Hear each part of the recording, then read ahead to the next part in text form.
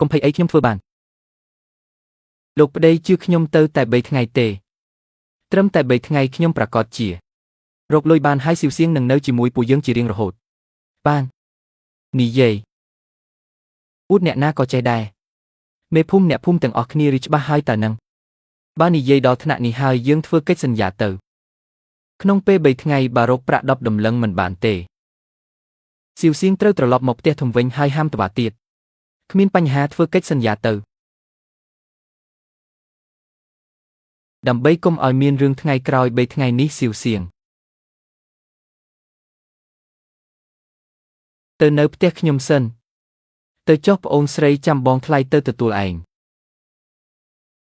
ត្រឡប់មកវិញយ៉ាងក្រឹកក្រែងតោះឈុនឡាន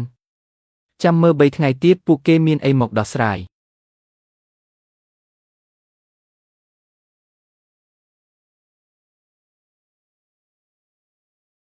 ចៅឥឡូវនេះ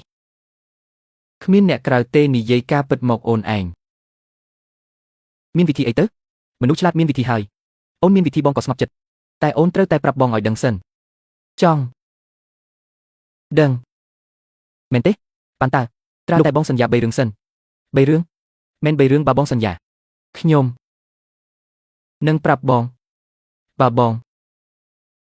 មិនសន្យាទេចាំមើលខ្លួនឯងទៅប៉ានបងសន្យាអូនជាអ្នកនិយាយណារឿងទី1ចៅអូនឯងចង់ធ្វើអីនឹងចង់ធ្វើអីចង់សួរចម្លើយបងនឹងណាបងឯងដឹងខ្លួនយូរហើយមែនទេ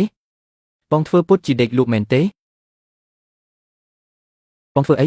ឆ្លើយឲ្យត្រង់មកបើថ្ងៃនេះខ្ញុំមិនគំរាមទៅជួបមន្ត្រីទេបងគិតចង់ធ្វើពុតដេកលក់ដល់ណាទៀតចៅមិនអូនដឹងយីគុំនឹកស្មានថាខ្ញុំនឹងងងណាតាំងពីពេលដែលបងឲ្យខ្ញុំទៅរកតាមមកសម្ដែងខ្ញុំដឹងបាត់ទៅហើយការពិតខ្ញុំមិនបាច់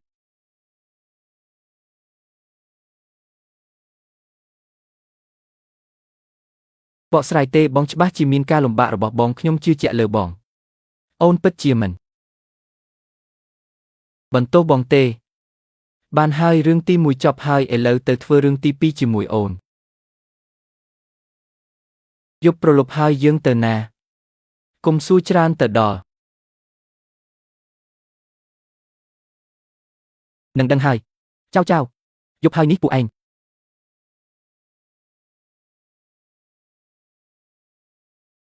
ចង់ទៅណាទៅធ្វើរឿងទី2នឹងណាឆ្មាំឆ្វេងស្ដាំជីកឲ្យខ្ញុំជីកទៅជីកឲ្យលឿនឈប់សិនចៅអូនឯងឈួតទេដឹងដើម្បីប្រាក់10ដំឡឹងមកជីកភ្នូគេនេះជារឿងខុសច្បាប់ទម្លាប់ណាស់មិនអាចធ្វើទេខ្ញុំដឹងថាបងនឹងនិយាយអញ្ចឹងខ្ញុំមិនមែនដើម្បីលុយឯណាខ្ញុំដើម្បីរបស់នេះចៅមិនបាច់ធ្វើបែបនេះទេបងមិនប្រកាន់ទេប៉ុន្តែខ្ញុំប្រកាន់ខ្ញុំមានមុខបែបនេះអ្នកណាក៏ថាខ្ញុំមិនស័ក្តិសមនឹងប្តីសង្ហាដូចបងដែរអូនកុំតន់និយាយប៉ុន្មានថ្ងៃមុនខ្ញុំសួរកណ្ដោរមានកណ្ដោរមួយប្រាប់ថាក្នុងភ្នូនេះមានស្ដេចឯបរាប់រយឆ្នាំមួយស្នាមលើមុខខ្ញុំនេះគ្រាន់តែប្រើពីវាមិនយូរប៉ុន្មានទេនឹងជាសះស្បើយចេញមកភ្លាម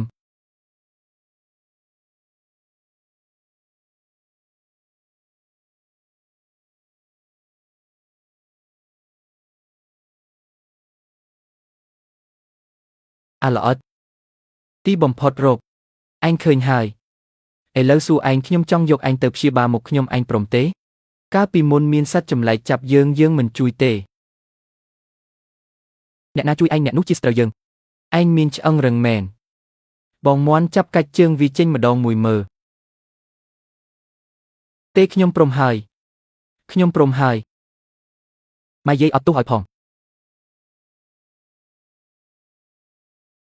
បានហើយឥឡូវពួកយើងទៅផ្ទះធ្វើរឿងទី3អូខេគិតយ៉ាងម៉េចដែរលោកប្តី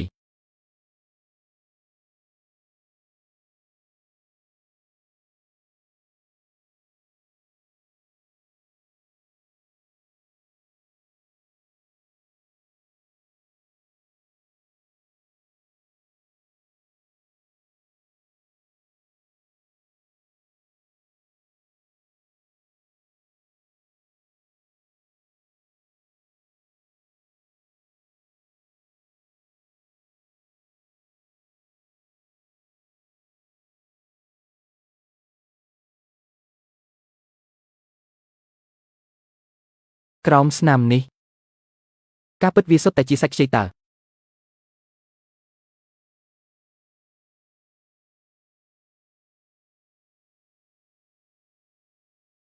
មិនក៏ស្នាមនេះចេញមកវិញតើអាចបាត់ទេត្រូវការពីរដងទៀតចាំវាលុបបាត់ទៅយើងទាំងពីរពិតជាស័ក្តិសមនឹងគ្នាហើយមិនអីទេចៅបងមិនប្រកាន់ទេបានហើយឥឡូវបងត្រូវនៅកំដរអូនធ្វើរឿងទី3រឿងទី3គឺផ្សំដំណេកនឹងណាលោកប្តីយើង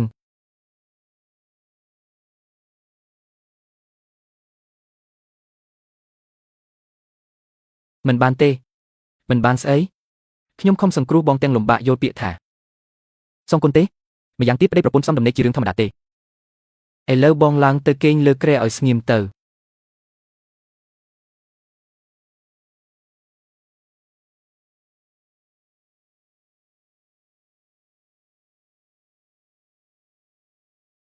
ចៅបានហើយ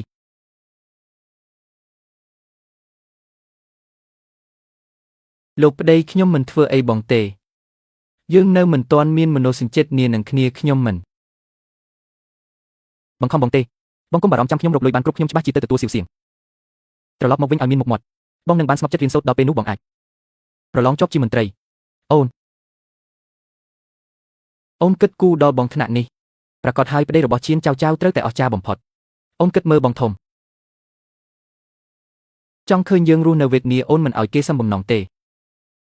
អូនមិនចង់ដាក់បន្ទុកឲ្យបងទេខ្ញុំអ្វីដែលខ្ញុំចង់បានគឺស្នេហាស្មោះស្ម័គ្រមួយជីវិត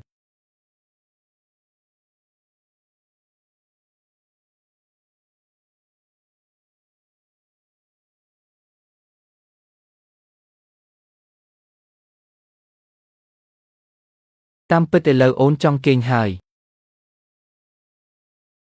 ប៉ុន្តែសៀវសៀងមិនទាន់មកវិញអូនមិនស្ងប់ចិត្តទេថ្ងៃនេះដោះលែងបងសិនចុះចាំអូនរកប្រាក់បានគ្រប់យើងនៅមានពេលច្រើនទៀត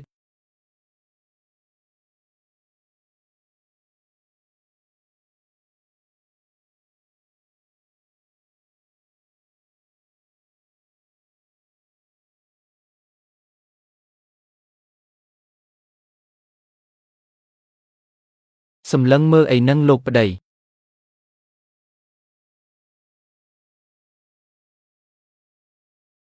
លោកប្តីមើលឆ្អែតឬនៅប្រពន្ធបងស្អាតទេអត់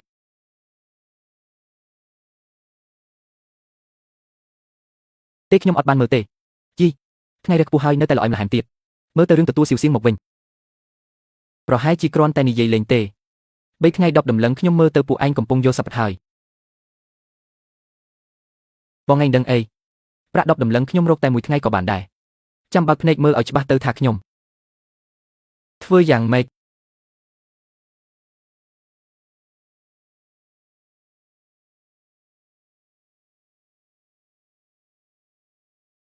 ខ្ញុំច្បាស់ជាទៅទទួលសៀវសៀងមកវិញតើអូននឹងធ្វើម៉េចទៅ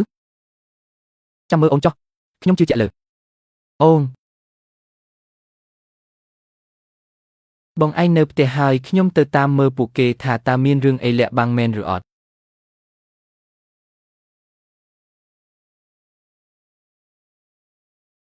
ដើរក្នុងព្រៃកន្លះថ្ងៃថាចង់បេះថ្នាំលក់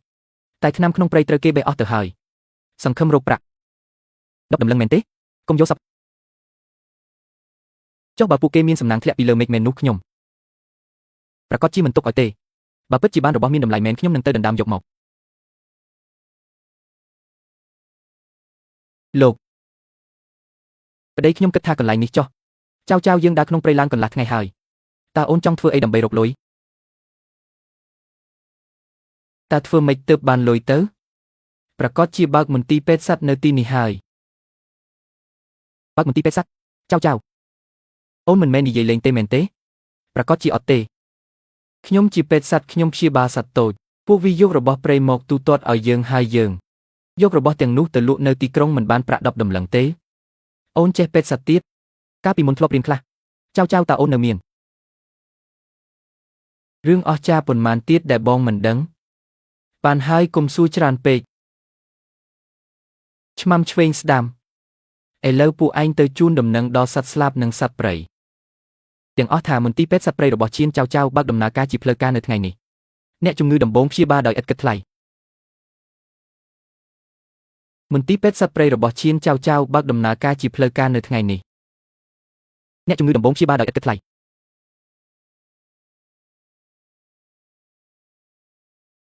វ៉ាពួកឯងធ្វើការលឿនពិតមែនមានអ្នកជំងឺទេមកឲ្យខ្ញុំមើលតិចមើលមិនជាមិនយកលុយទេខ្ញុំជឿទ្រាំលេងបានហើយមកទីនេះខ្ញុំមើលឲ្យអូខេមានមុតបន្លារួចរាល់ហើយមិនយកថ្លៃព្យាបាលទេតែត្រូវជួយផ្សព្វផ្សាយប្រាប់គេផងណាភ្នែករលាកហើយលាបថ្នាំតិចទៅជាហើយ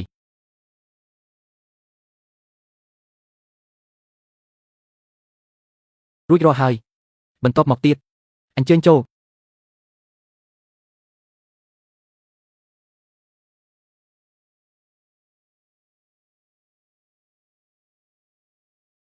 គ្រុនក្តៅខ្លាំងណាស់បើទុកយូរប្រកាសជាគ្រោះថ្នាក់ហើយ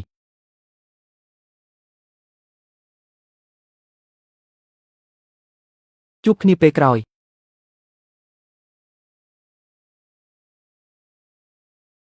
បាទនេះវាជាផ្សិតលៀងជារាប់រយឆ្នាំតែនឹង